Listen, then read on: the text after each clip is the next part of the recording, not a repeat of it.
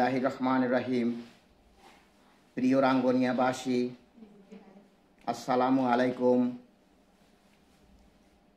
উত্তর রাঙ্গুনিয়া উচ্চ বিদ্যালয়ে 9 বছর চাকুরিকালীন আমার প্রতি যে অমানবিক অত্যাচার, মানসিক নির্যাতন করা হয়েছে তা আপনারা ইতিমধ্যে কয়েকটি স্থানীয় ও জাতীয় পত্রিকা ও বিভিন্ন মিডিয়ার মাধ্যমে জানতে পেরেছেন।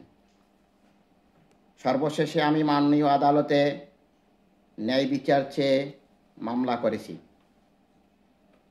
আমাকে বারবার চাকরি ছেড়ে চলে যাওয়ার আলটিমেটাম দেওয়া হয়েছে।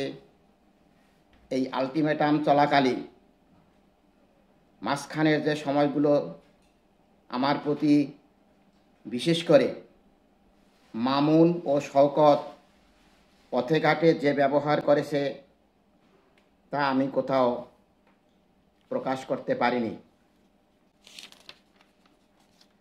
মামুন শওকত একাধিকবার আমার পকেটে হাত দিয়ে টাকা ছিনিয়ে নিয়েছে।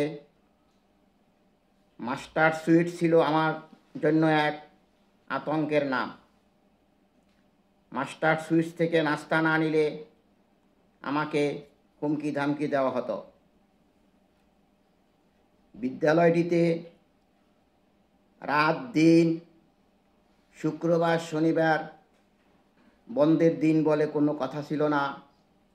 দিন রাত একটি রাজনৈতিক দলের সমাবেশ বিশেষ করে রাতে অনুষ্ঠিত হতো।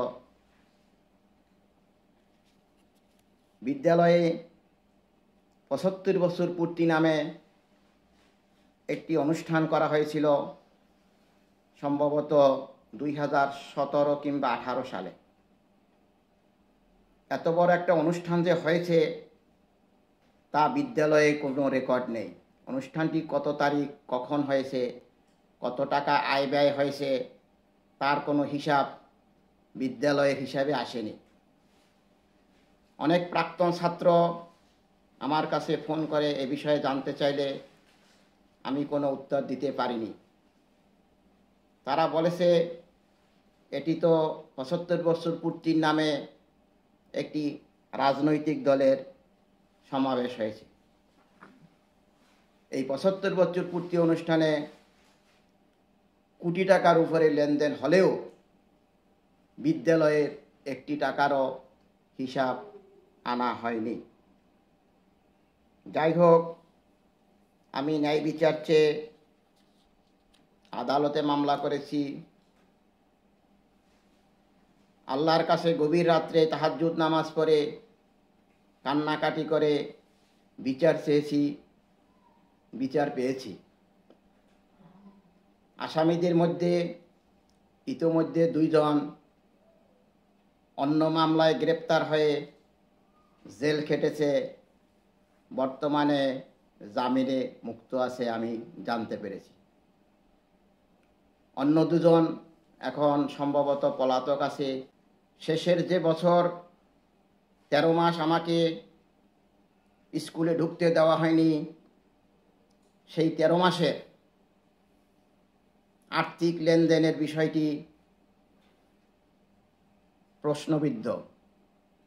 ওই 13 মাসের বিদ্যালয়ের আয়ন ব্যয়ন কর্মকর্তা কে ছিল, বিদ্যালয়ের হিসাবগুলিতে, বাউচারগুলিতে কে স্বাক্ষর করেছে, এ সবই আমাকে দুর্নীতি দমন কমিশন সহ বিভাগীয় মামলা করার পরিকল্পনা আছে। শেষ বছর আমার ছোট মেয়েটি ওই স্কুলের ছাত্রী ছিল। শেষ বছরে আমি ওই মেয়েটিকে আমার স্কুলে, উত্তর রাঙ্গুনিয়া স্কুলে পড়াতে পারিনি। আমাকে বাধ্য হয়ে স্কুল থেকে রাঙ্গুনিয়া পাবলিক স্কুলে ভর্তি করে আমি 23 সাল মেয়েটাকে পাবলিক স্কুলে পড়াতে বাধ্য হয়েছি। দোয়া চাই, ন্যায় বিচারে সহযোগিতা চাই। এই সমস্ত দুর্বৃত্ত যেন কোনো রাজনৈতিক ছত্রছায়ায়, কোনো রাজনৈতিক দলের পরিচয়ে এ ধরনের কুকীর্তি করতে না পারে। আপনারা সকলে সহযোগিতা করবেন, দোয়া করবেন। আসসালামু আলাইকুম।